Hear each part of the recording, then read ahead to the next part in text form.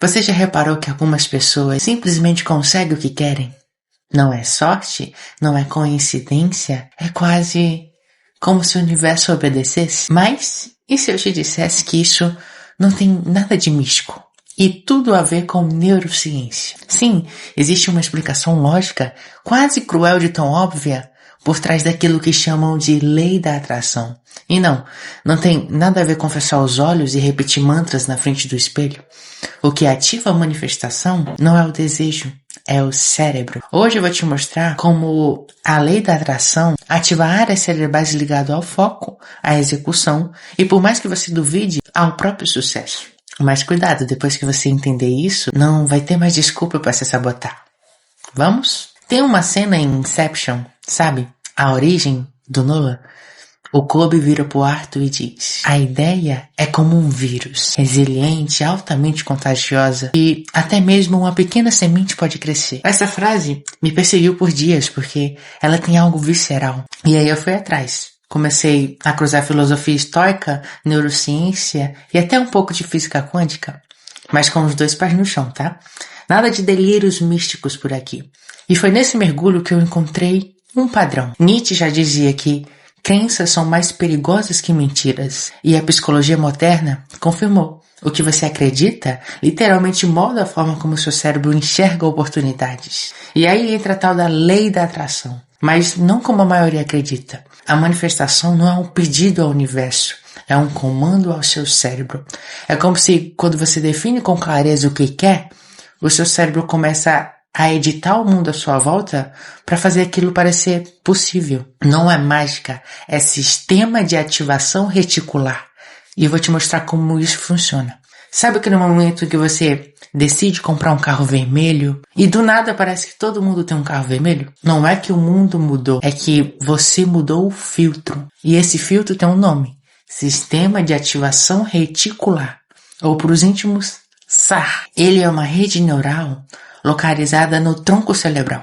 E a função dele? Selecionar o que você presta atenção. Porque o mundo em tempo real despeja em você milhões de estímulos e o seu cérebro precisa escolher quais vão virar consciência. Agora aqui é onde a lei da atração entra com os 2 pés na porta. Quando você foca intensamente em um desejo, em um objetivo, o SAR começa a destacar entre milhões de estímulos tudo aquilo que pode te aproximar daquilo. Pessoas, ideias, situações, atalhos. Você literalmente começa a enxergar coisas que sempre estiveram lá, mas que o seu cérebro simplesmente ignorava. Ou seja, a manifestação não faz o universo mudar, faz você mudar a forma como interage com ele. E isso muda tudo. Sabe, tem um detalhe cruel nessa história toda. Esse mecanismo, o SAR, não tem senso crítico. Ele não distingue o que é bom do que é ruim. Ele só segue ordens. E as ordens vêm do que você foca, do que você repete, do que você acredita com força suficiente. Então, se você repete para si mesmo todos os dias: eu sou um fracasso, nada dá certo para mim, eu nunca vou conseguir, o seu cérebro, obediente, silencioso, quase leal demais, vai filtrar o mundo para confirmar exatamente isso. Vai ignorar oportunidades, vai amplificar os fracassos, vai transformar qualquer pequeno tropeço em uma prova de que você estava certo. E pior, ele vai chamar isso de realidade. E é por isso que muitas vezes a vida parece uma maldição autoimposta. A gente constrói prisões com os próprios pensamentos e depois chama de destino. Difícil engolir, né? Mas é aqui que a virada começa. Porque se o seu cérebro pode te sabotar com pensamentos negativos, ele também pode ser reprogramado com o foco certo. E não é papo de coach, é plasticidade neural. Mas antes de te mostrar como isso funciona, preciso te fazer uma pergunta desconfortável. Tá pronto? Me diz uma coisa. Quantos dos seus pensamentos diários você escolhe com consciência? Quantos deles você realmente percebe enquanto acontece? Nós temos entre 60 a 80 mil pensamentos por dia. E 80% deles são negativos. 80%. Agora imagina o que acontece quando você vive uma vida inteira alimentando isso, sem perceber. Você não manifesta o que quer, você manifesta o que reafirma. Aquela insegurança na infância, aquela crítica de alguém que já foi importante, aquele trauma escondido nas entrelinhas da sua memória, tudo isso vira base cognitiva. E é aqui que entra a parte mais bonita.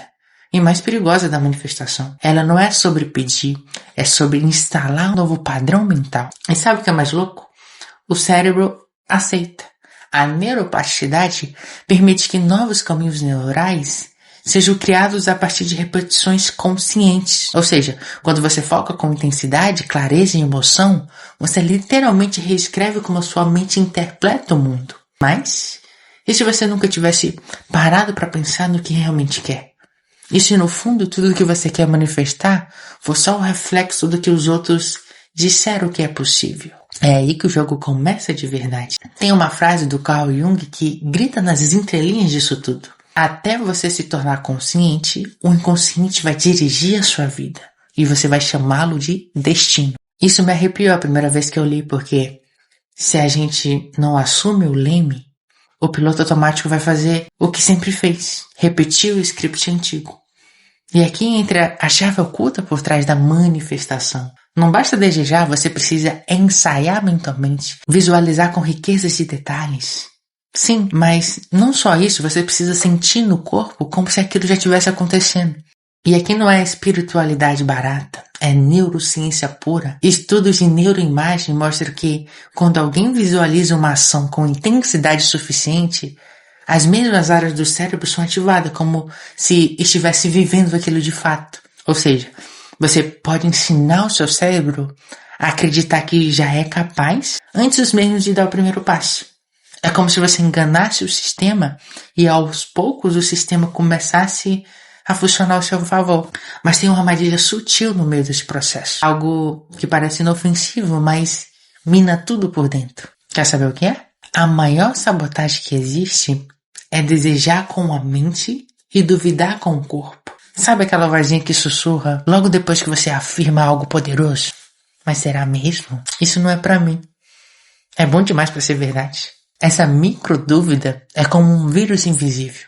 Ela corrói a manifestação de dentro pra fora, porque o seu cérebro pode até ouvir o que você diz, mas ele acredita no que você sente. E se você sente medo, insegurança, desconexão, o comando real que você está enviando para o sistema de ativação reticular me mostra tudo que confirma que eu não sou capaz. E ele obedece, frio, silencioso, implacável.